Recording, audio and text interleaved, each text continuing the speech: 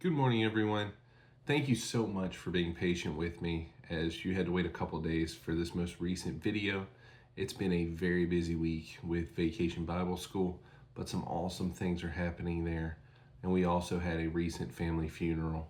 So thank you so much for being patient as I bring you the final video now of the Can I Be Used by God series.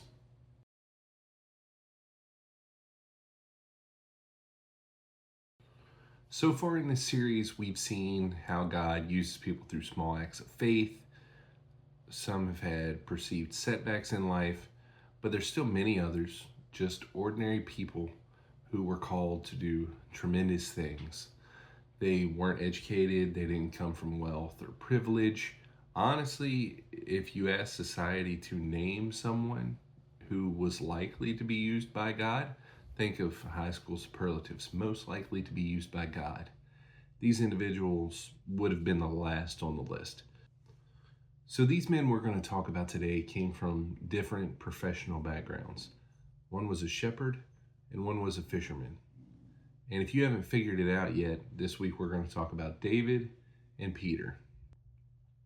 So the role of a shepherd was very isolating. A lot of people have this visual in their head of kind of the nativity, this cute little shepherd holding a cute little sheep. But they more often than not had the most dirty jobs. Think of that show Dirty Jobs. Shepherd would have been on there. And they would encounter things regularly in the course of their day that would make them ceremonially unclean by Levitical law, one being touching dead animals. They were viewed to be lower class because most of their time was spent away with the animals, doing things that would make them dirty, that would make them unclean, because that's where the focus was. And in fact, when Samuel came to anoint a new king over Israel, Jesse didn't even bother to showcase David with the rest of his sons. But the Lord said to Samuel, "Do not consider his appearance or his height, for I have rejected him. The Lord does not look at the things people look at. People look at the outward appearance, but the Lord looks at the heart." Then Jesse called Abinadab and had him pass in front of Samuel.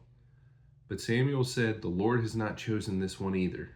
Jesse then had Shammah pass by, but Samuel said, "Nor has the Lord chosen this one." Jesse had 7 of his sons pass before Samuel, but Samuel said to him, "The Lord has not chosen these." So he asked Jesse, "Are these all the sons you have?" "There is still the youngest," Jesse answered. "He is tending the sheep." Samuel said, "Send for him. We will not sit down until he arrives." So he sent for him and had him brought in.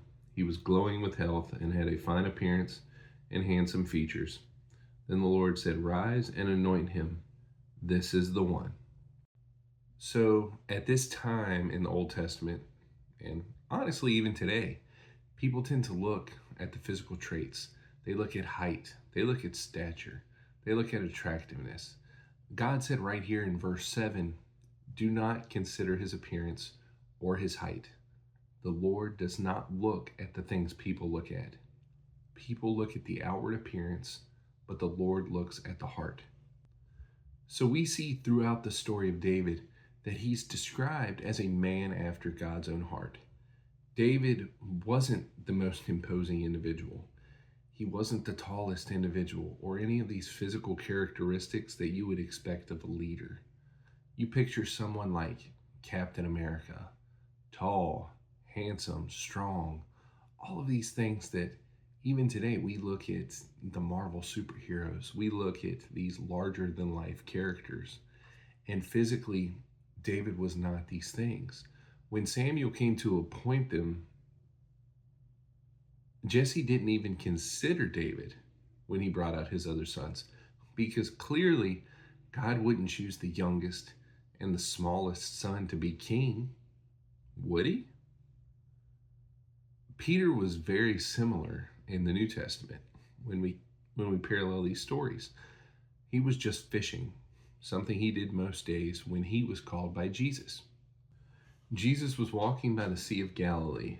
He saw 2 brothers. They were Simon, his other name was Peter, and Andrew, his brother. They were putting a net into the sea, for they were fishermen. Jesus said to them, "Follow me, I will make you fish for men." And at once they left their nets and followed him. So Peter knew Torah because all the boys learned scriptures as it was written in Deuteronomy, where it said, "Fix these words of mine in your hearts and minds, tie them as symbols on your hands, and bind them on your foreheads." If Jesus had wanted an expert in Torah to follow him, he could have found a Pharisee. This is where Peter's story parallels David's story. God didn't want the strongest or the tallest or the most learned expert of the law. He wanted someone whose heart was fixed on him. Remember, God said that he does not see man the way that we see man. So I want to ask you today, do you see yourself the way God sees you, or do you see yourself the way man sees you? David, the smallest and the youngest son in his family, put his faith in God and became the greatest earthly king that Israel has ever known. Just like the faith of Ruth and Rahab that we covered back in the first week of this series, David's faith also found him in the lineage of Jesus, the true king who will rule forever. It says in 1 Kings 15:4, "Nevertheless, for David's sake, the Lord his God gave him a lamp in Jerusalem by raising up a son to succeed him and by making Jerusalem strong." This verse is pointing to the coming of Jesus. This lamp, Jesus would be a light to all people. He is the lamp out of Jerusalem. Peter's faith was also rewarded. When we go back to the New Testament story, we see how he immediately put down his net and followed Jesus, not knowing what was to come. Then in Matthew 16, his faith changes him. So Jesus asked the disciples, "Who do the people say I am?" And they gave him different answers of different Old Testament prophets. And then Jesus says, "Who do you say I am?" And that's where we are here in verse 16. Simon Peter answered, "You are the Messiah, the Son of the living God."